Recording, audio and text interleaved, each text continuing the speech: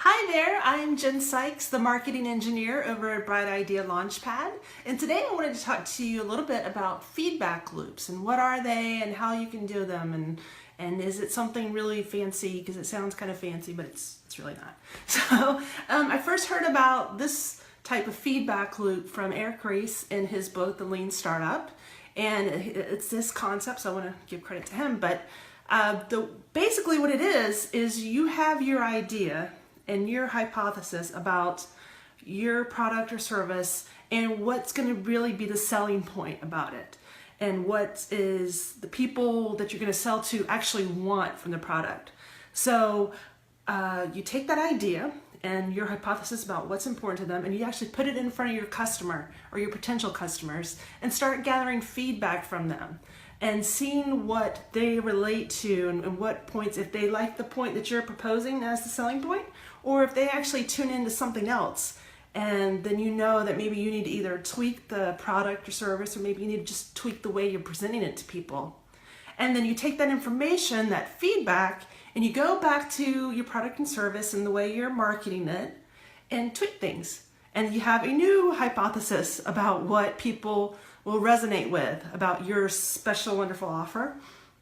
And then you just keep doing the loop over and over again. And it's really important, especially when you're first starting out and testing out your business idea, to do these feedback loops, because when you're all in your head, something may sound really good to you, and it may sound really good to your wife, or it may sound good to your best friend, but they may not be your ideal client or your potential customer. So you have to kind of get out of your own little world and put it in front of those people who may actually want to buy your product and start collecting that feedback from them, and then take that information and go and tweak and massage and rework things. So let me give you an actual example, okay? And I'm going to stick with something that I know a little something about based on my 17 years of having cats, okay? So let's say you have a great idea for a new litter box that looks like a spaceship. And so your thought is people are really going to resonate with this design because it looks cool, and it'll be like you don't have to hide the litter box because it actually looks nice and interesting and could be a talking point when people come to your house.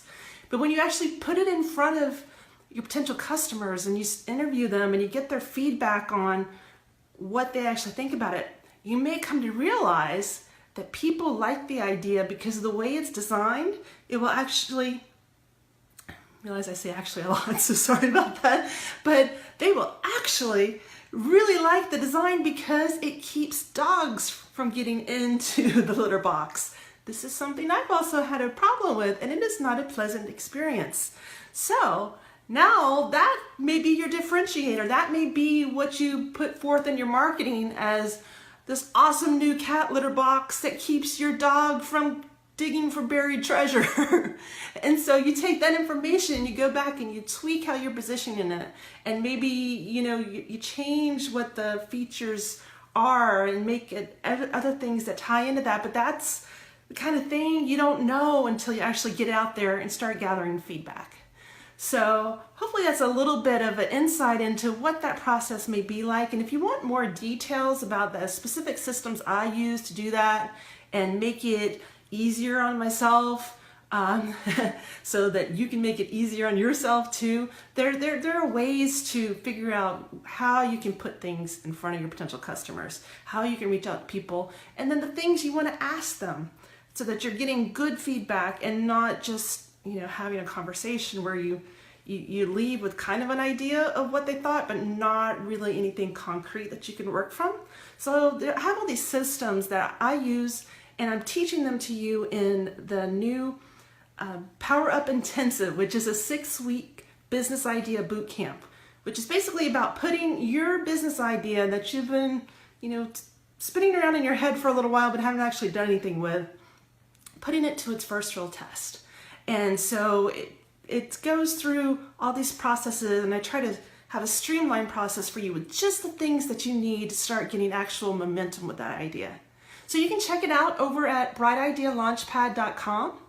And I hope if you have any questions just on feedback loops or anything in general about getting your business idea starting to go in terms of marketing and getting online, go ahead and leave a comment, and I'd love to hear from you, and maybe I can answer your question in a future video.